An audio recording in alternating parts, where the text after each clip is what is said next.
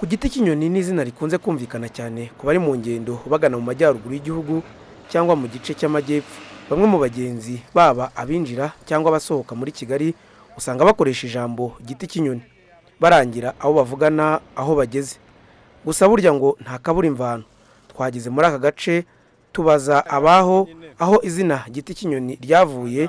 Icyambere twamenye nuko mbere hitwaga ku kiraro cya Rwampungu, akaba yari umushefu wo hambere. Santere ya giti cy'inyoni ni santere yamenyekanye mu mwaka w'1980.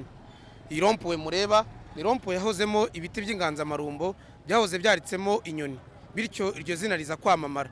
Ntidenderezwa Vedaste yatubwiye amateka aranga iyi santere ya giti cy'inyoni. Amateka yaho ndayazi kuko niho navukiye, nasanze ibyo biti barabiteye. Ibyo bitero byatewe kera kubwo abakoroni, babitera ari ibintu batera ku mbago z'umuhanda, kuko umuhanda uri mu gishanga, hari mu gishanga. None ibiti bimaze kuba inganzamarumbu hajyamo ibinyoni. Ibinyoni byari bimeze nka nyabazana by'imyeru, aho bashyiremo kaburimbo, icyana cy'inyoni cyakwiga kuguruka cyakubita hasi kigapfa. Nibwo bahise ku giti cy'inyoni.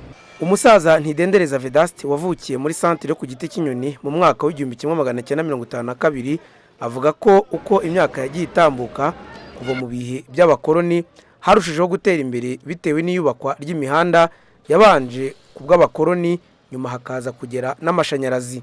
84 na 5 hari ndakeka batangiye kuri umuhanda ugana Ruhengeri. Ubwo rero niho amajyambere atagiye kuza, mu 1947 ndakeka n'amashanyarazi ahageze. Station habanje ni bita witwe Njeni, kera yari RP. Ubwinshi bw'inyoni zari zaritse mu biti bibiri by'inganzamarumbo byabaga mu nkengero z'uyu muhanda byasize umugani. Aha ubu ni mu mudugudu wa Giti cy'inyoni, akaba no ku cyapa cyo ku Giti cy'inyoni. Gusa ngo ibiti izo nyoni zarikagamo byaje gutema ubwo hasanwaga uyu muhanda gushyirwamo kaburimbo. Gutemwa kw'ibi biti kwatumye inyoni zimuka zishaka ahandi ho gutura. Ubu ariko izina rishobora kuzakomeza kwamamara cyane mu gihe hazaba hatangiye gukoreshwa gare iteganijwe kuhubakwa. Nkubito Kalinda, televiziyo y'u Rwanda.